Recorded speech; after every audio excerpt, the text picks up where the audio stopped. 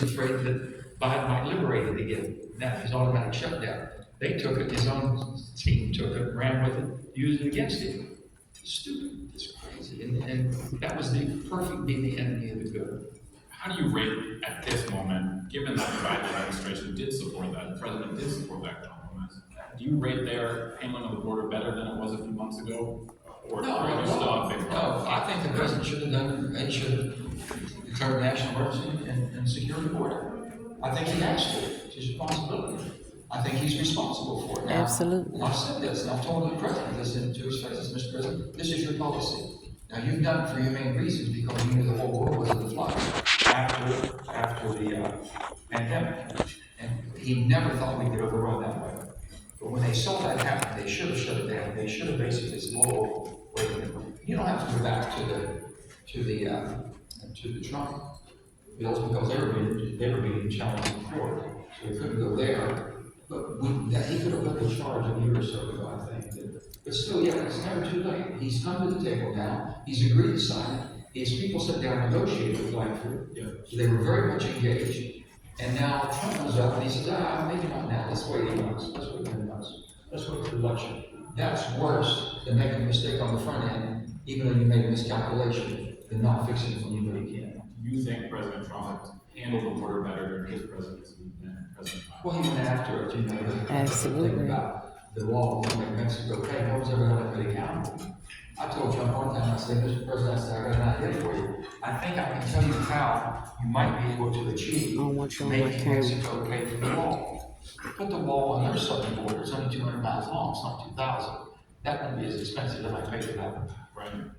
What did he say to that? He said, it's a great idea. And went in further than that. Important part of the bill you just discussed, Fend Off Fentanyl Act, was it?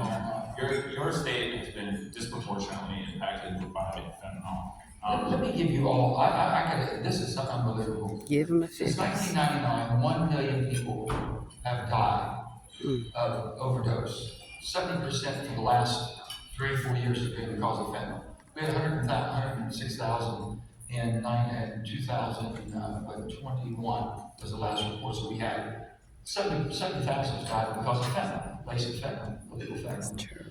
1 million people, that's more than the Spanish American War, World War II, Korean War, Vietnam War, Gulf War, Iraq, and Afghanistan combined. And we have done nothing to retaliate. Nothing. 1 million people have been killed in America, and we have done nothing.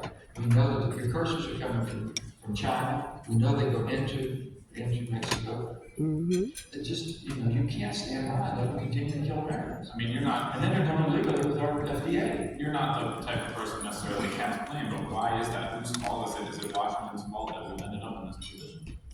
Well, I think the FDA started it. I mean, you look at it, they keep bringing more products. I've tried to pass everything I could. I said, why are you bringing so much opiates on the market? Okay.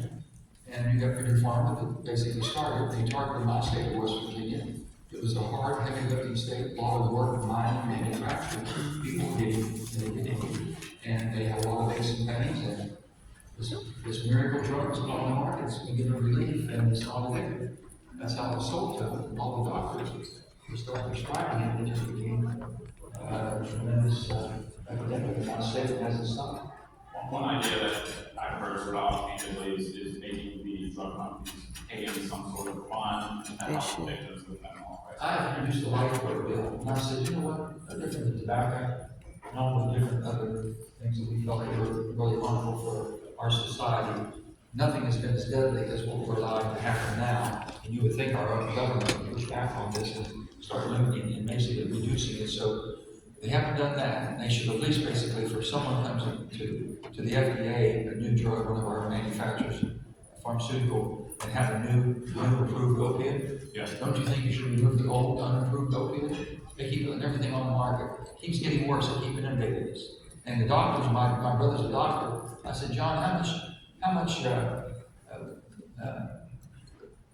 schooling have you had, and how much have you been trained on dispensing? Because doctors have to give you a prescription.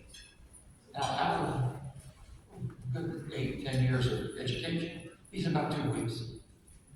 No continuing education, no nothing required. It's just whoever the salesman comes in to his office, but that's what it is. So then you said on that, and I said, well, okay, now we got an epidemic on our hand. Don't you think they should at least pay for the treatment centers that we need? No different than, the prices that we have for the violent centers that we have to protect women? Yeah. Okay, can't we at least do something to protect people that are getting evicted, sometimes no fault of their own? And so I said, OPM will do this, the Life Hope bill that I've introduced, and we continue to introduce it, and it says, if you're gonna produce this product, and you think this is part of your business plan, you're gonna pay a penny per milligram. 1 penny per milligram for every opiate you produce. That would give us about $2 billion a year that would go directly to centers that would be in every community, every state. $2 billion would come in on an annual basis to build treatment centers to get people, hopefully, the I program. mean, you saw how fast the House of Representatives moved just this week on this TikTok bill. Why